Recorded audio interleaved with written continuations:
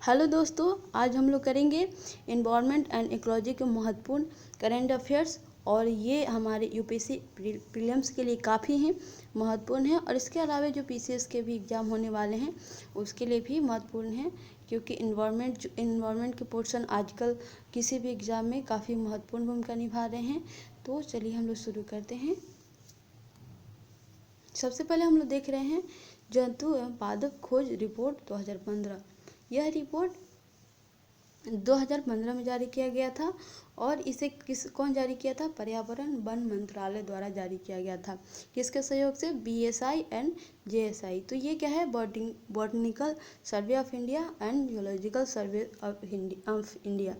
तो इसमें रिपोर्ट जो दिया गया था, इस रिपोर्ट में जो ये बताया गया था कि भारत की जैव विविधता सूची में 445 नई प्रजातियों को जुड़ने से जैव विविधता, मतलब ये कहा गया है कि इसमें जुड़ी हैं नई प्रजातियाँ। ठीक, तो इसमें जो सबसे ज़्यादा जो कहाँ से मिली हैं, ये पूर्वी हिमालय क्षेत्र से मिली है 19%, पश्चिमी घाट से मिली है 18% और अंडमान और निकोबार द्वीप समूह से मिले हैं 15%। ठीक, आगे हम लोग देख लें कि बॉटनिकल सर्वे ऑफ इंडिया जो है, इसकी स्थापना 1890 में हुई थी और यह पादप संसाधन अर्थात वनस्पति जो है उसके पहचान के लिए कार्य करता है। और जेएसआई जो है, यह भारतीय प्राणी सर्वेक्षण संस्था है, जियोलॉजिकल सर्वे ऑफ इंडिया। तो यह 1916 में स्थापित हुआ था और यह जंतुओं के सर्वेक्षण के लिए कार्य करता है। आगे हम लोग देख रहे हैं कि वायु प्रदूषण रिपोर्ट, तो ये इसे जारी किया गया था आईईए द्वारा। यह एक अंतर्राष्ट्रीय संगठन है, तो इसको थोड़ा देख लें आईईए क्या है। देखिए, हम लोग देख रहे हैं आईईए यह ओईसीडी आर्थिक सहयोग और विकास संगठन के ढांचे पर स्थापित पेरिस स्थित स्वायत्त अंतर सरकारी संगठन है। ठीक, ओईसीडी जो है यह भी पेरिस स्थित स्वायत्त अंतर सरकारी संगठन है। तो जो पहले कार्य करती थी 1974 से पहले आईईए के स्थान पर ओईसीडी ही इनके कार्यों को करती थी, लेकिन उसके कार्य उतने सफल नहीं रहे, मतलब रिस्पॉन्सिबल तरीके से वो लोग नहीं निभा पाए, इसलिए एक अलग संगठन स्थापित कर दिया गया। और यह जो तेल क्राइसिस था उसको सुधार के लिए मुख्यतः लाया गया था और जवाबदेहिता तय करने के लिए लाया गया था। लेकिन अब जो इसके आईईए है, वो जो कार्य करता है वो 3 महत्वपूर्ण बिंदुओं पर कार्य करता है, जो ट्रिपल ई को हम कह सकते हैं कि केंद्रित करता है। तो इसमें है फर्स्ट ही है एनर्जी डिफेंस, और दूसरा इकोनॉमिक डेवलपमेंट और इन्वायरमेंट कंजर्वेशन, अर्थात ट्रिपल ई को ध्यान में रख के कार्य करता है। हम देख लें इसको कि यह जो है इसका पेरिस, जैसे कि हम लोग जानेंगे कि यह पेरिस स्थित है। और फिर यह मेंबर इसके जो है 30 कंट्री है। इसमें जो ग्रीन हम लोग देख रहे हैं वर्ल्ड के मैप में इसमें दिया गया है, तो वो जो कंट्री है, इधर आपका ऑस्ट्रेलिया आ गया और उधर जो लंदन के आसपास के कंट्री है, मतलब यूरोपीय कंट्री, और इधर नॉर्थ अमेरिका के भाग हैं। तो इसके ये सदस्य देश हैं और इसमें हमारा भारत सदस्य नहीं है। ठीक, तो हम लोग ये आईई के बारे में जान लिए, क्योंकि इसको हम लोग को जानना महत्वपूर्ण है, क्योंकि जो हम लोग का एग्ज़ाम है तो उसमें जो कोई भी संगठन है उसे क्वेश्चन जरूर पूछ लेता है। क्योंकि ये तो वायु प्रदूषण रिपोर्ट जारी किया है, तो काफ़ी हद तक संभावना है, तो कृपया आप लोग इसे याद रखिएगा। तो आगे हम लोग देखें कि जो world energy outlook special report 2016 में जारी किया गया था, तो यह 3 बड़े प्रदूषकों के लिए स्रोत की पहचान करती है। यह मतलब प्रदूषक सबसे ज़्यादा वायु प्रदूषण किससे होता है उसकी पहचान करती है। तो ये देख रहे हैं हम लोग कि इसमें है NOx नाइट्रेट ऑक्साइड, यह नाइट्रोजन ऑक्साइड डाइऑक्साइड और नाइट्रिक ऑक्साइड से मिलकर बनता है, जो परिवहन द्वारा, जैसे कि जो भी हमारे यातायात के द्वारा धुआं फैलाया जाता है, उसके द्वारा धुएं के कारण ये गैस बनता है। और फिर है कि दूसरा है SO2 सल्फर डाइऑक्साइड, इसके लिए बिजली जैसे क्षेत्र जैसे थर्मल पावर स्टेशन जिम्मेदार होते हैं। और PM2.5 पार्टिकल कण जो है वो आवासीय क्षेत्र, खाना पकाने के लिए जल रहा बायोमास, जैसे कि जो गांव पे धुआं जो कच्चे चूल्हे होते हैं उसके लिए महत्वपूर्ण जिम्मेदार रखते हैं। तो इसमें उसने जो एयर पॉल्यूशन रिपोर्ट है तो उसने 3 महत्वपूर्ण जो वायु प्रदूषण के लिए कारक है, गैस है, उसकी पहचान की है। तो हम लोग देख लें तो इसको ध्यान रखेंगे हम लोग कौन कौन गैस हैं मुख्यतः। अब इसमें बताया ये गया है कि भारत की आबादी का 1% से भी कम हिस्सा उन क्षेत्रों में निवास है जो WHO द्वारा निर्धारित हवा की गुणवत्ता संबंधी दिशा निर्देश को पूरा करता है। अर्थात जैसे कि इस तरह से हम लोग देख रहे हैं कि जो हमारा भारत है बहुत ही कम ही क्षेत्र हैं जो मतलब अच्छे जो हेल्दी एयर जहाँ पे मिलता है वो वहाँ पे रहते हैं, ओनली 1%। बाकी 99% जो है वो पॉल्यूटेड एरिया में रहते हैं, पॉल्यूटेड जहाँ पे एयर है। तो ये काफ़ी ही दयनीय स्थिति है और सोचनीय विषय वस्तु है। आगे हम लोग देख रहे हैं कि हालांकि विद्युत क्षेत्र के नए नियमों के अनुसार SO2 को 10% तक कम किया जा सकता है, जैसे कि इसके लिए नए यात्री वाहन मानकों BS4 के माध्यम से 2040 तक NOx के उत्सर्जन में वृद्धि को 10% तक रोका जा सकता है। मतलब ये पॉसिबल है कि जो SO2 है, NOx है, इसको रोका जा सकता है। तो इसे कैसे रोकेंगे? तो इसके लिए जैसे NOx के लिए इसमें दिया गया है BS4। तो ये क्या है इसको थोड़ा देख लेते हैं क्योंकि ये महत्वपूर्ण है। देखिए ये है भारत स्टेट। तो ये व्हीकल्स में फ्यूल से होने वाले पोल्यूशन को कंट्रोल करने के लिए स्टैंडर्ड तय किया जाता है जो BS से एक मानक है। तो वो ये मतलब कि पोल्यूशन, एयर पोल्यूशन और फ्यूल पोल्यूशन से रोकने के लिए स्टैंडर्ड तय करता है।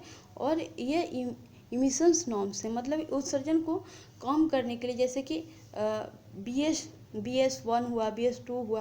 तो जितने हम लोग ऊपर बढ़ते जाएंगे उतना जो व्हीकल से जो पोल्यूशन निकलता है उसमें कमी आते जाएगी। तो जैसे कि जो अभी हम लोग 4 का मापदंड अपनाए हुए हैं फिलहाल में, और BS6 जो है इसको अपनाने की बात की जा रही है 2020 तक। ठीक, तो क्यों इसमें हम लोग ये देखिए कि जो BS4 है, 5 है, तो उसको छोड़ दिया जा रहा है। तो हम लोग ये देखिए कि जो BS4 है इससे क्या फ़ायदे हैं। देखिए इसमें है कि इसमें देख रहे हैं कि जो कार्बन मोनोऑक्साइड है जो एयर पोल्यूशन के लिए या फिर धुआं में मुख्यतः ये पाया जाता है, तो BS4 के द्वारा 56% तक कम किया जा सकता है। हाइड्रोकार्बन जो है जिसे सिर दर्द की शिकायत मिलती है उसे 50% तक कम किया जा सकता है। और पार्टिकुलर मैटर जो है इसे 80% तक कम किया जा सकता है। और नाइट्रोजन को हम लोग 47 तक कम किया जा सकता है। ये है हमारा BS मानक। फिलहाल में ये जो BS मानक को ही अपनाकर भारत चल रहा है।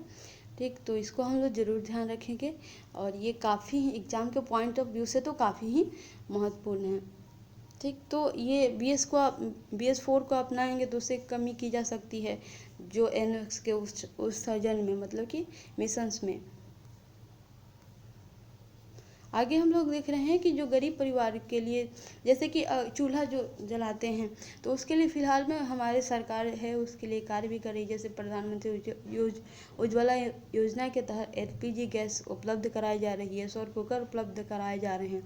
तो इसे PM 2.5 है उसको 7% तक कम किया जा सकता है। तो ये भी महत्वपूर्ण है। तो इस तरह से क्या है कि भारत के जो पोल्यूशन बढ़ रही है, एयर पोल्यूशन, उसको कम किया जा सकता है। आगे हम लोग देख रहे हैं कि केरल वर्ल्ड एटलस प्रोजेक्ट।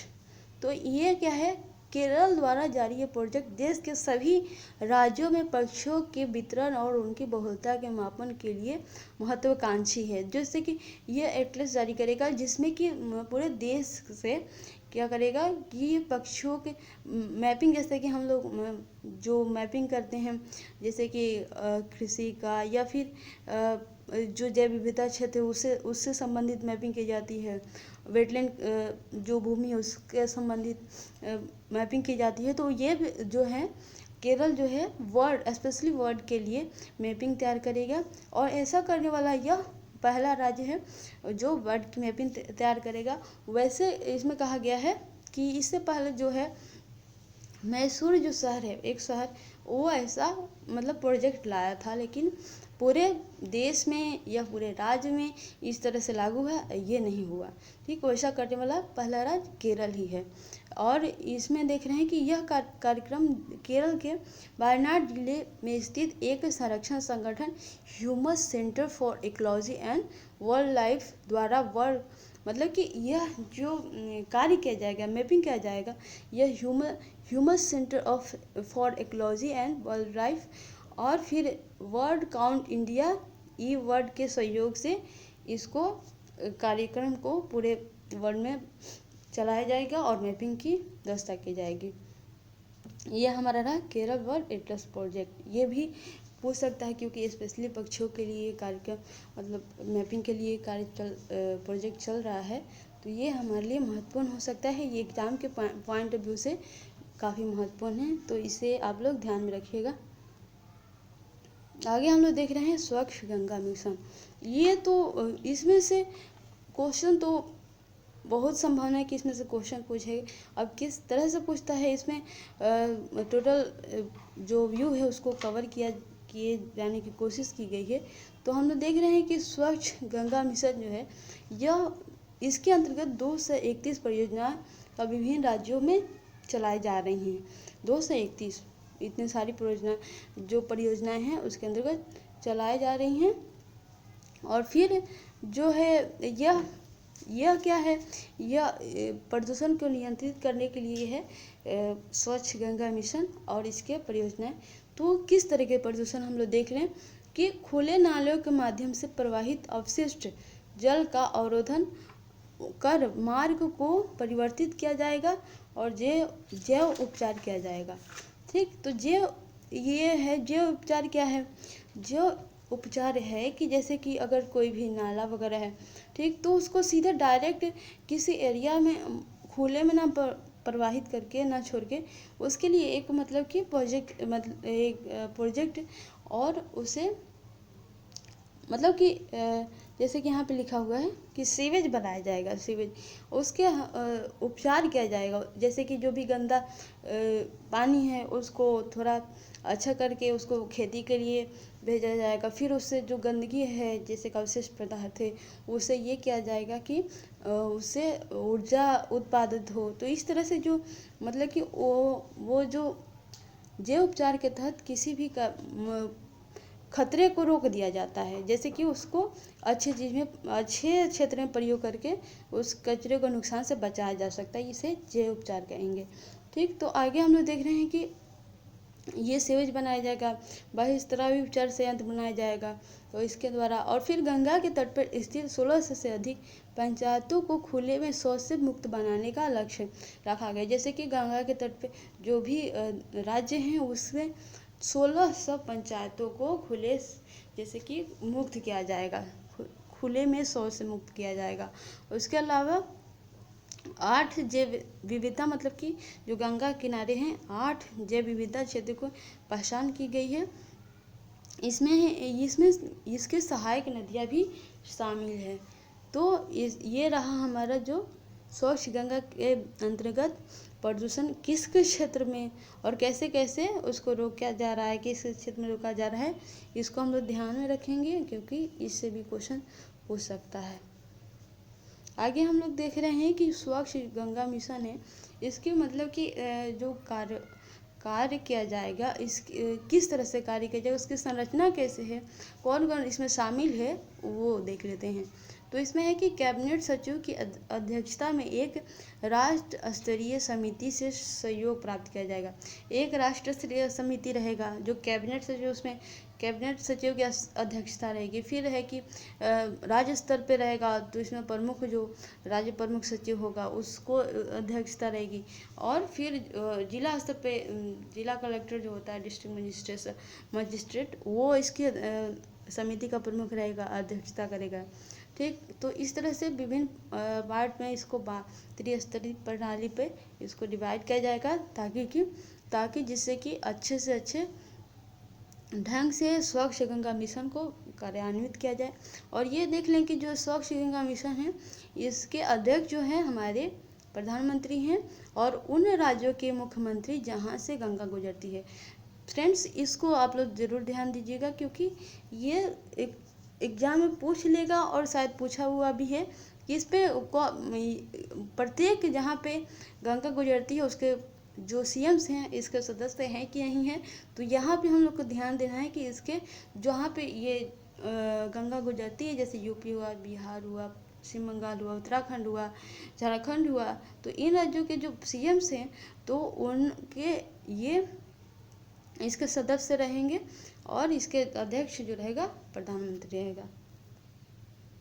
ठीक, और आगे हम लोग देख रहे हैं ग्रीन कॉरिडोर परियोजना।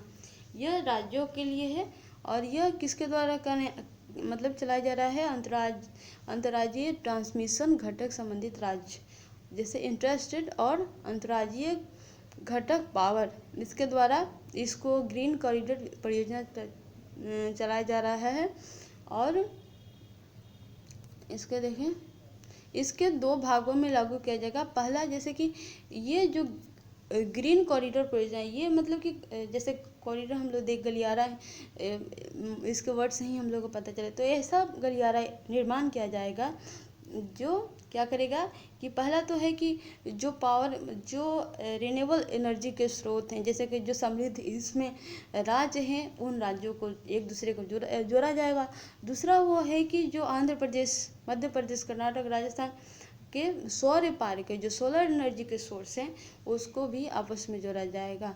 तो ये इस तरह से ये कार्य किया जाएगा, किसके अंतर्गत? ग्रीन कॉरिडोर परियोजना के अंतर्गत। और यह क्या है? राज्य स्तरीय कार्य है, राज्य स्तरीय क्रियान्वित किया जाएगा। आगे हम लोग देख रहे हैं इको क्लब। इसे राष्ट्रीय हरित कोर कार्यक्रम के तहत स्थापित किया गया, नेशनल ग्रीन क्रॉप प्रोग्राम के अंतर्गत इसे स्थापित किया गया है। और इसके अंतर्गत स्वच्छता से संबंधित विभिन्न गतिविधियों को कार्यान्वित किया जाएगा, मतलब किया जाएगा। ठीक, आगे हम लोग देखें कि ये जैसे कि स्वच्छता से संबंधित जो गतिविधियां हैं, उसमें हम लोग देखें क्या क्या हैं। जैसे वाणिज्यिक क्षेत्रों में जो कमर्शियल एरिया सेक्टर हैं के पास साफ सफाई अभियान और सार्वजनिक कुओं, तालाबों और इलाकों की नदियों की सफाई की जाएगी। और फिर वृक्षारोपण अभियान चलाया जाएगा, नुक्कड़ नाटक इत्यादि जो है यहाँ पे प्रदर्शन किया जाएगा, ताकि उसके माध्यम से स्वच्छता को सब लोग समझें और उसका ध्यान रखें, और सबकी भागीदारी इसमें। नुक्कड़ नाटक का प्रदर्शन मतलब कि गांव स्थानीय स्तर से भी इसमें भागीदारी सब लोग करें, इसके लिए है इको क्लब। ठीक, ये इसको आप जरूर ध्यान रखिएगा। ये है नेशनल ग्रीन क्रॉप प्रोग्राम, किस मंत्रालय द्वारा चलाया गया है? यह वन एवं पर्यावरण मंत्रालय द्वारा। और कब? 2001-2 में। इसका लक्ष्य था पर्यावरण संरक्षण और सतत विकास का दिशा में कार्य कर रही युवाओं के कैडर का निर्माण करना। ठीक, तो हम लोग इसको भी ध्यान दे दें, क्योंकि इधर जो है इसमें हम लोग देख रहे हैं इको क्लब जो है नेशनल ग्रीन क्रॉप प्रोग्राम को ही के तहत स्थापित है। तो हम लोग को इसलिए जानना है कि पहले ये जानना है कि नेशनल ग्रीन क्रॉप प्रोग्राम क्या है। तो यहाँ पे हम लोग देख रहे हैं कि नेशनल ग्रीन प्रोग्राम जो है यह पर्यावरण, वन एवं पर्यावरण मंत्रालय द्वारा चलाया गया था। कब? 2001-2 में। और इसका लक्ष्य था पर्यावरण संरक्षण और सतत विकास दिशा में काम कर रहे युवाओं का कैडर तैयार करना, मतलब कि जो इस क्षेत्र में पर्यावरण क्षेत्र में कार्य करे उसके कैडर तैयार करने का इसमें जो लक्ष्य रखा गया था नेशनल ग्रीन क्रॉप प्रोग्राम के तहत। आगे हम लोग देख रहे हैं उदयपुर घोषणा पत्र।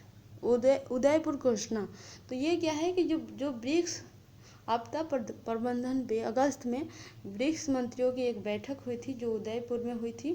तो इसके अंतर्गत जिन बिंदुओं पे जिन जिन बिंदुओं पे विचार किया गया उसको उदय घोषणा पत्र कहा गया। ऐसे अक्सर एग्जाम में अगर पूछ दे कि उदयपुर घोषणा पत्र क्या है तो मतलब कि थोड़ा कंफ्यूज हो जाएंगे, तो हम लोग इसको ध्यान रखेंगे कि उदयपुर घोषणा क्या है। तो ये है, वहाँ पे आपदा से प्रबंधन से संबंधित ब्रिक्स मंत्रियों का बैठक हुआ था।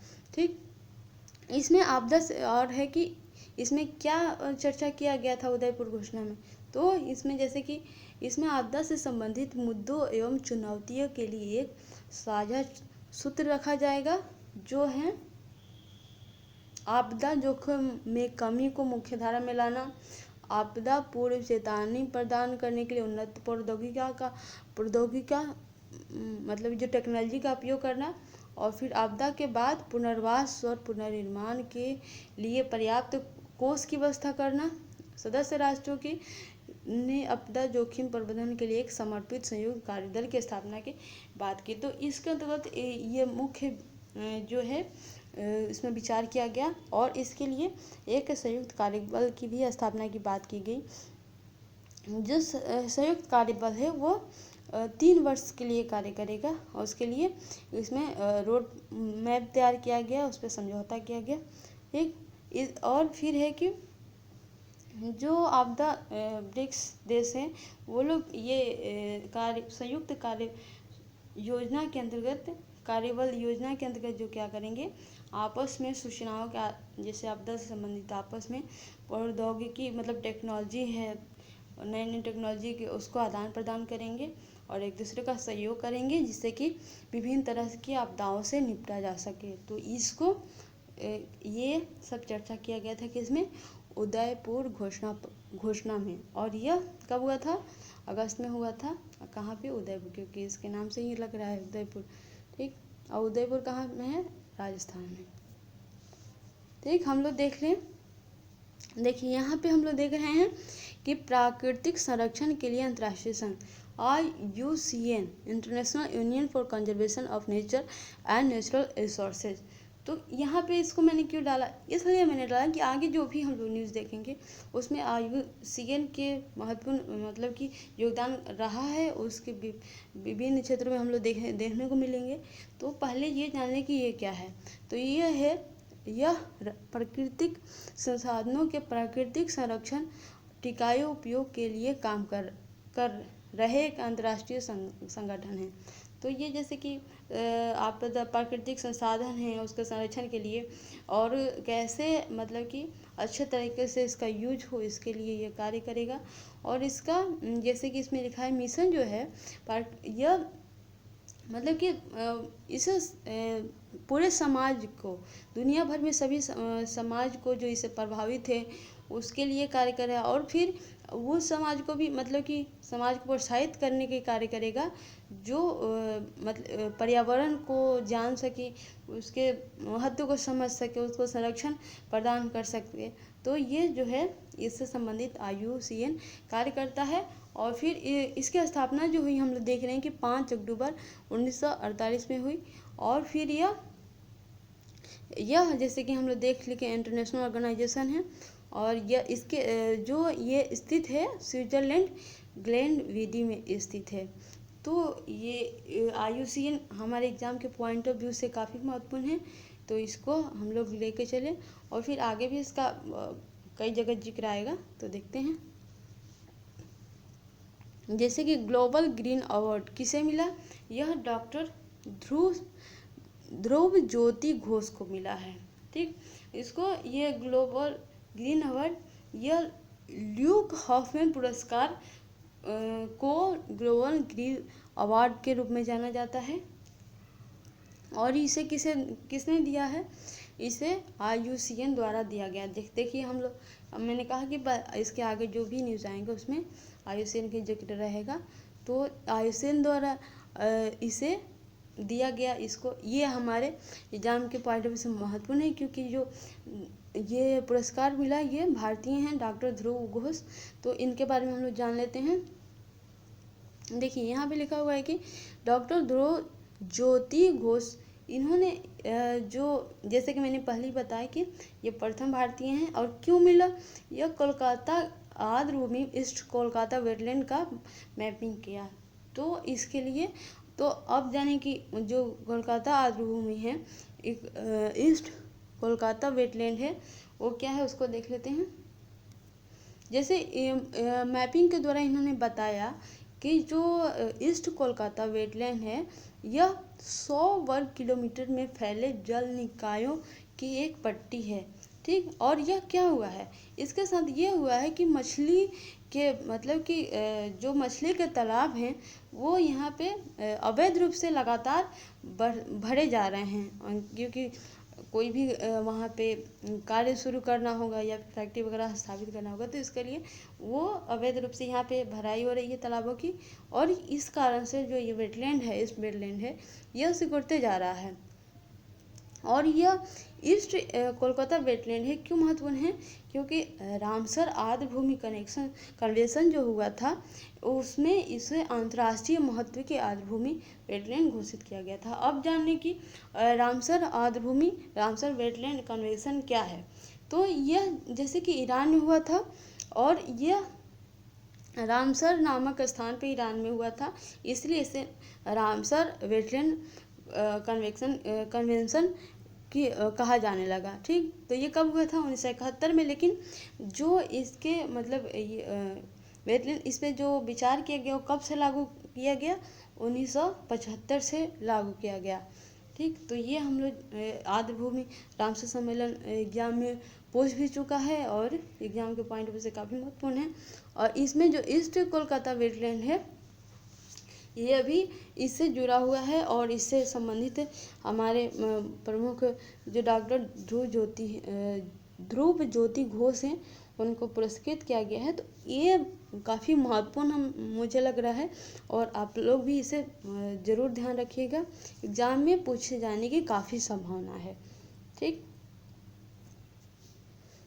आगे हम लोग देख रहे हैं कि महासागरीय तापन और इसके प्रभाव, तो ocean warming and its effect. इसे किससे, हाल ही में इसे IUCN द्वारा जारी एक शोध रिपोर्ट है। मतलब कि जो इसमें IUCN ने रिपोर्ट जारी किया है, और रिपोर्ट का क्या नाम है, explaining ocean warming causes effect and consequences. तो इसके अंतर्गत ये रिपोर्ट जारी किया है, और उसमें क्या बताया है, महासागरीय तापन और इसके प्रभाव। तो आगे देख लेते हैं क्या बताया इसने। देखिए, इसमें बताया गया है कि 1970 के बाद से जलवायु परिवर्तन के कारण होने वाली हीटिंग का 93% से अधिक महासागरों द्वारा अवशोषित कर जमीन पर होने वाली गर्मी को कम कर दिया गया है। तो कितना मतलब कि जो हमारा महासागर है, महासागर जितने हैं वो कितना मतलब कि हमारे लिए उपयोगी हैं, और अपने जो भी जैसे कि ग्लोबल वार्मिंग का प्रभाव है उसका ज़्यादा भाग ये अवशोषित कर ले रहे हैं। इसके कारण क्या हुआ कि ये महासागर में परिवर्तित जमीन पर होने वाले परिवर्तन की तुलना में 1.5 से 5 गुना तेजी से बढ़ रहा है। तो इसका जो परिवर्तन हो रहा है, जैसे कि 93% 1970 के बाद ये अवशोषित कर लिया है, तो इससे क्या हुआ है कि ये इसके परिवर्तन जो महासागर के जलवायु होते हैं उसमें लगातार 1.5 से 5 गुना तेज़ी से बढ़ रहा है। तो ये हमारे लिए काफ़ी ही सोचनीय और मतलब कि ध्यान देने वाली बात है और चिंतनीय बात है।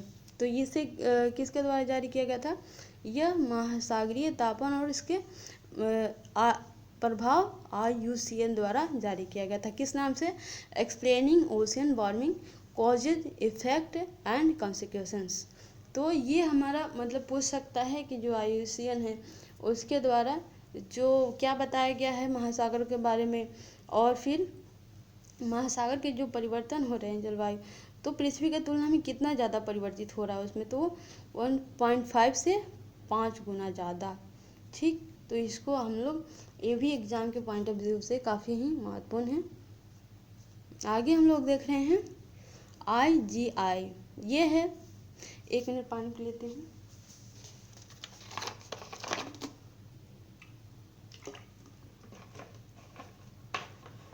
यह है जो IGI है, यह हमारे इंदिरा गांधी हवाई अड्डा है और इसे कार्बन न्यूट्रल हवाई अड्डा का दर्जा दिया गया है। तो इसके बारे में जान लेते हैं कि जो ये एशिया प्रशांत का पहला कार्बन न्यूट्रल का दर्जा प्राप्त हवाई अड्डा है। तो ये हमारे भारत में है और खासकर हमारी राजधानी दिल्ली में है। तो ये हमारे एग्ज़ाम के पॉइंट ऑफ व्यू से काफ़ी ही महत्वपूर्ण है। और जैसे कि इसमें नीचे दिया गया है कि वर्तमान में दुनिया में 25 हवाई अड्डों ने ये कार्बन न्यूट्रल हवाई अड्डे का जो स्थिति है उसको अर्जित किया है। तो आगे हम लोग देखते हैं कि जो IGI जो है को किस आधार पे कार्बन न्यूट्रल का दर्जा दिया गया। तो इसमें आधार तय किया गया है ग्रीन बिल्डिंग, सौर ऊर्जा संयंत्र और वर्षा जल संयंत्र प्रणाली। इसने जो IGI है उसमें अपने जो प्लेटफॉर्म बनाया है उसके विभिन्न पहलू जो ग्रीन बिल्डिंग है, सौर ऊर्जा है, वर्षा जल संचयन, इसको ध्यान में रखा है। तो इस कारण तो हम लोग देखिए कि जो ये किस स्थिति में प्राप्त होता है। तो यहाँ पे हम लोग देख रहे हैं कार्बन न्यूट्रलिटी, ये उस स्थिति में कोई भी प्राप्त करता है, कोई भी हवाई अड्डा प्राप्त करता है जब या तो क्या करे कि वो कार्बन उत्सर्जन करे ही नहीं, जो पोल्यूशन होता है कार्बन से वो करे ही नहीं, या फिर जितना कर रहा है उसका अवशोषण कर ले। तो ये IGI है, ये तो मतलब कि वहाँ पे होता तो ज़रूर है, लेकिन ये इस तरह की बिल्डिंग बना रखा है और सौर ऊर्जा संयंत्र स्थापित किया, सोलर सिस्टम, और फिर जो वर्षा जल संचयन, ये सब क्या करते हैं कि उस पोल्यूशन को अवशोषित कर लेते हैं, जिससे कि बाहर व्यापक स्तर पे पोल्यूशन ही फैल रहा है। तो इसलिए इसे कार्बन न्यूट्रल का दर्जा दिया गया है।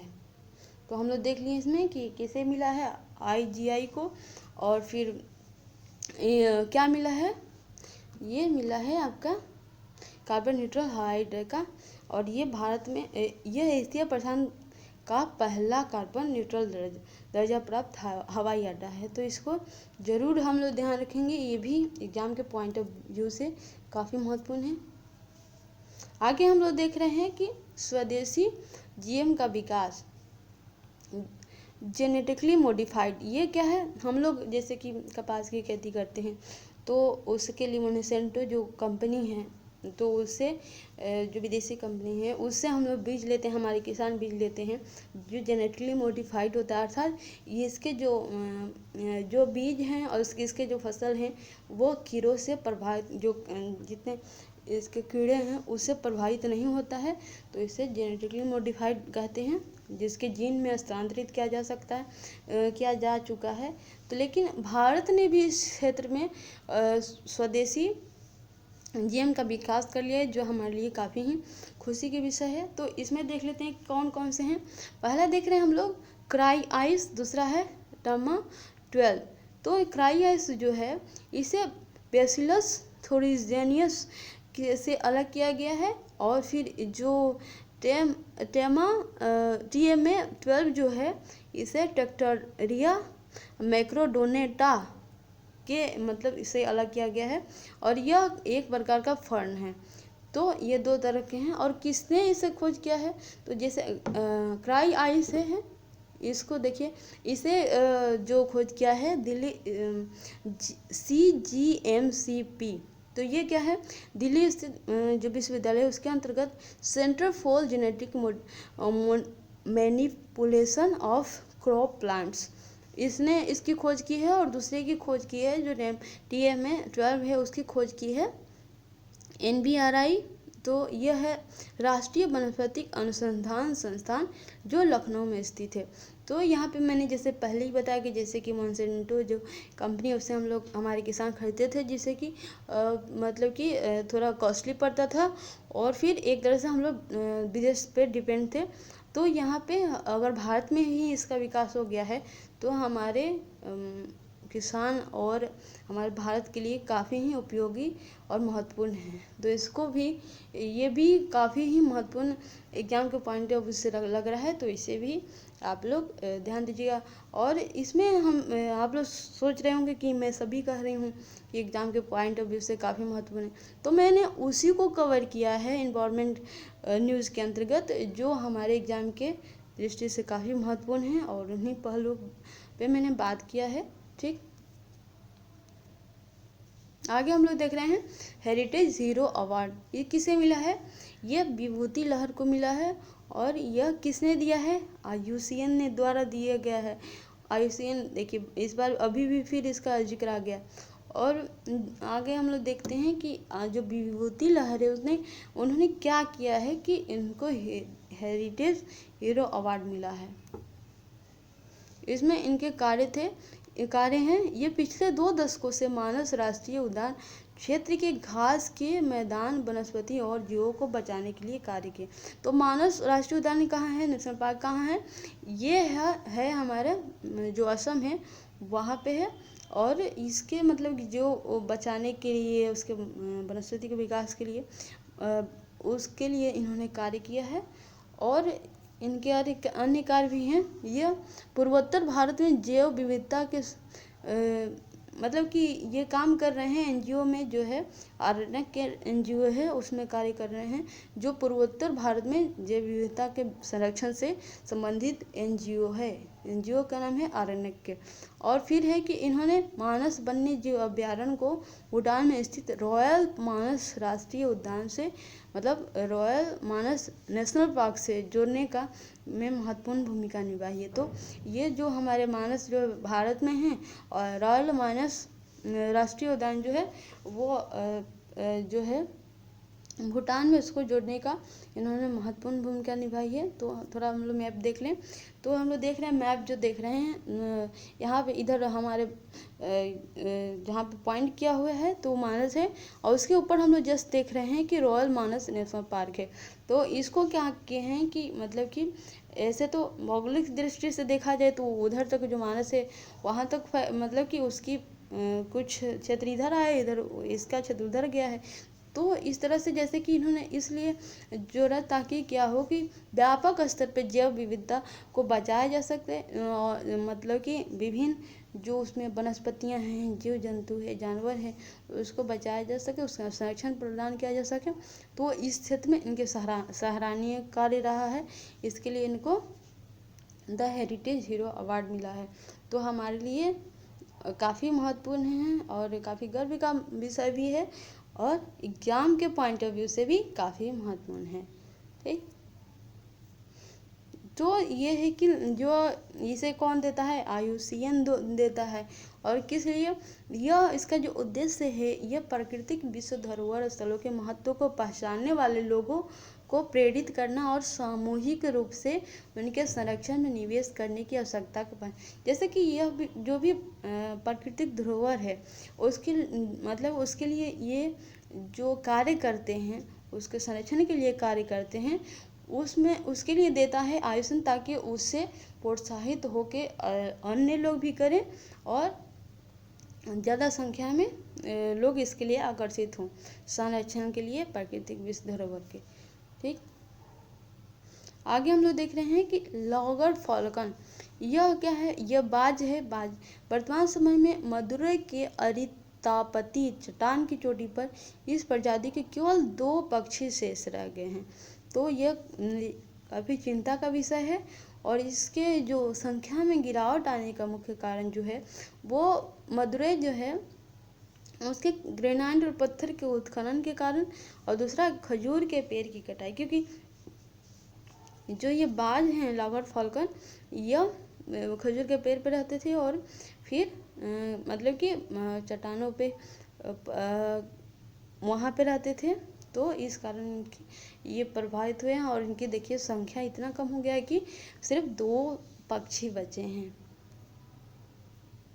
तो देखिए इसमें ये पूछ सकता है कि जैसे कि क्वेश्चन आ गया कि लॉगर फॉल्कन है वो मतलब कि अभी कहाँ पे सिर्फ जैसे कि वर्तमान में इसके अवशेष मिले हैं, तो इस तरह से पूछ रहे तो इसको हम लोग जगह का भी नाम याद रखना जरूरी कि मदुरै के अरितापी। कभी कभी ये भी पूछ देगा कि यहाँ पे मदुरै में दो जो जीव मिले हैं, पक्षी मिले, उसका नाम क्या है, तो इनका नाम भी लैग और फॉल्कन, यह क्योंकि विलुप्त होने के कगार पे हैं, तो ये महत्वपूर्ण है एग्जाम के पॉइंट ऑफ व्यू से। आगे हम लोग देख रहे हैं प्राकंपना 2016। यह क्या है? प्राकंपना जो है यह साइक्लोन जो होता है, तूफान होता है, उसका संस्कृत वर्ड है। तो इस नाम से 3 दिवसीय संयुक्त सेनाभ्यास हुआ कहाँ पे? विशाखापत्तनम में। और जो इसका उद्देश्य था विभिन्न आपदाओं में मानवीय सहायता के लिए सैन्य बलों को तैयार करना। तो ये भी काफ़ी महत्वपूर्ण है और इसको भी हम लोग को याद रखना जरूरी है, क्योंकि ये एक किसी साइक्लोन से संबंधित 3 दिवसीय सेनाभ्यास है। तो इसमें आप लोग इसका नाम याद रखिएगा।